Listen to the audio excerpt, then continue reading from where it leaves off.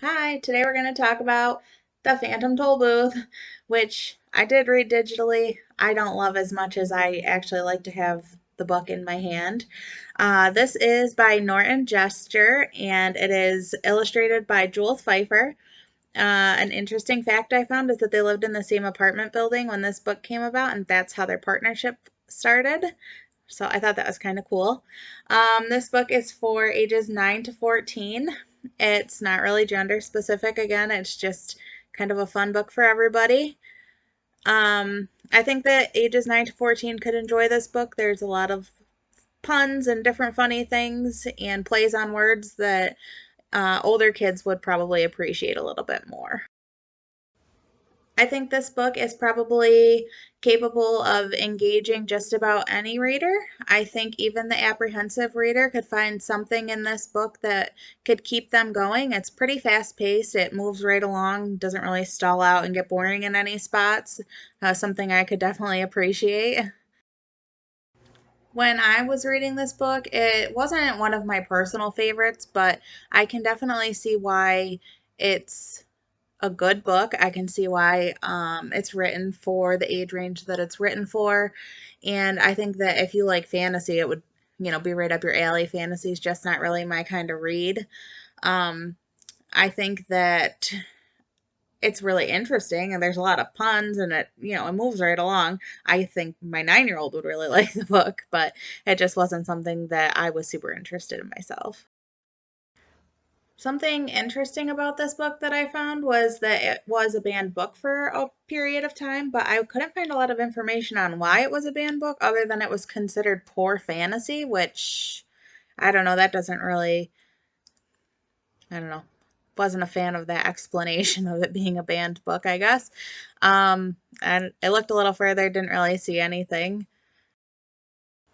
The Phantom Toll Booth is about a little boy named Milo, and he lives in an apartment and he is just bored all the time. Nothing interests him, and he seems kind of hard to please. So he gets an unexpected delivery one day, and it is the toll booth. So he gets to go on an adventure that will hopefully kind of teach him a little bit of a lesson, and I think it does. So he goes through this toll booth and he kind of goes on a journey to all these different places. Milo meets a guard dog, Talk, and the Humbug along the way, and they're kind of like his travel companions. And he travels through places like Dictionopolis, the word market, where you can buy, sell, and trade words and letters. He learns a little bit of responsibility there because he would like to buy something, but he only has enough tokens to continue along his way, so he has to be responsible.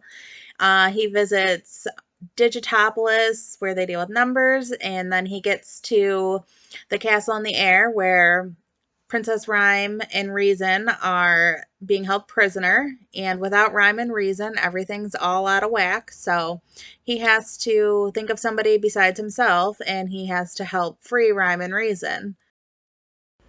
After Milo freed the princesses, and everybody celebrated, it was time for him to go, and he was really sad because he had made such good friends with Talk and the Humbug and everybody along his journey that he didn't want it to end, but that was just kind of the end for him. So they went on their separate ways. Milo did learn to be more content with the things that he already had in his life, and his adventure along the toll booth taught him those things. So he could see that there were things to be built and music to be listened to and stories that could take him to different places if he let his imagination work.